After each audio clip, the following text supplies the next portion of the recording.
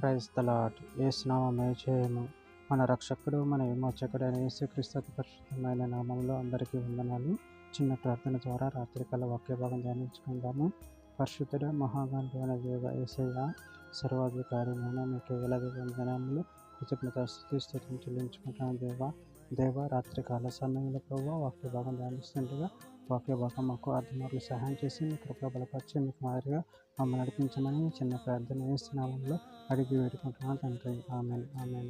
కొరింథీయులకు రాసిన మొదటి పత్రిక 2వ అధ్యాయం 16వ వచనం. ప్రభు మనసును ఎరిగి ఆయనకు బోధింపగలవాడెవడు? మనమైతే క్రీస్తు మనసు కలిగిన వారము. ఆమెన్. దేవుడి వాక్య భాగం దీవించును గాక. ప్రభు నుండి ప్రియులారా, ఇక్కడ వాక్య భాగంలో గమనించినట్లయితే ప్రభు మనసును ఎరిగి ఆయనకు బోధింపగలవారెవడు? మనమైతే క్రీస్తు మనసు కలిగిన వారము.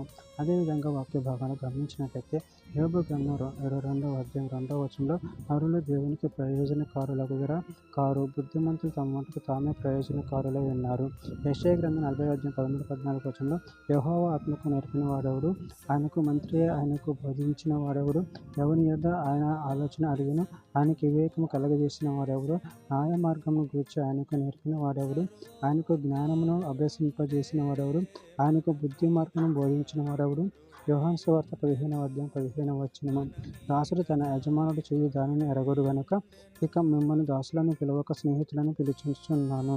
ఎందుకనగా నేను నా తండ్రి వలన వినిన సంగతులన్నిటిని మీకు తెలియజేస్తున్నాను. ద్వితీయోపదేశ కాండం 29వ అధ్యాయము 29వ వచనంలో రహస్యం మన దేవుడైన యెహోవాకు చెందిన అయితే మనము ఈ ధర్మశాస్త్ర వాక్యములన్నిటిని అనుసరించి నడుచుకున్నట్లు బయలుపరచబడినది. ఎల్లప్పుడూ మనవియు మన సంతతి వారియు ఒగునని చెప్పుదురు. యోబు గ్రంథం 11వ అధ్యాయం 7వ వచనం. దేవుని గుణాంశములను నువ్వు తెలుసుకొనగలవా? సర్వశక్తుడగు దేవుని గూర్చి నువ్వు పరిపూర్ణ జ్ఞానము కలుగునా? దానియేలు గ్రంథం 4వ అధ్యాయం 35వ వచనం. భూనివాసులందరూ ఆయన దృష్టికి ఎన్నికకు రానివారు. ఆయన పరలోకం సైన ఎడలను భూనివాసులను తన చిత్తం చొప్పున జరిగించేవాడు. ఆయన చెయ్యి పట్టుకొని నువ్వేమి చేయుచున్నావని ఆయనతో చెప్పుటకు ఎవడును సమర్థుడు కారు. చివరిగా ఒక మాట. యెషయా గ్రంథం 40వ అధ్యాయం 2వ వచనం. నీకు తెలియలేదా? నువ్వు వినలేదా? భూదిగంతములను సృజించిన యెహోవా నిత్యుడగు దేవుడు. ఆయన సొమ్మశీలుడు, అల్లేడు. ఆయన జ్ఞానమును శోధించడం అసాధ్యము. ఆమె. దేవుడి వాక్య భాగం జీవించుగాక. చిన్న ప్రార్థన చేసుకుందాము. పరిశుద్ధుడ ప్రేమ గల దేవ యేసయ్యా, మీరు ఇచ్చిన వాక్య దానాన్ని బట్టి ప్రభువా మీకు వేలాది వందనములు కృతజ్ఞత చెల్లించుకుంటాను తండ్రి. ఆయన నేను పరీక్షించగల ఎవరు ఉన్నారు ప్రభువా? మీరే మాకు సమస్తమనే ఉన్నారు ప్రభువా.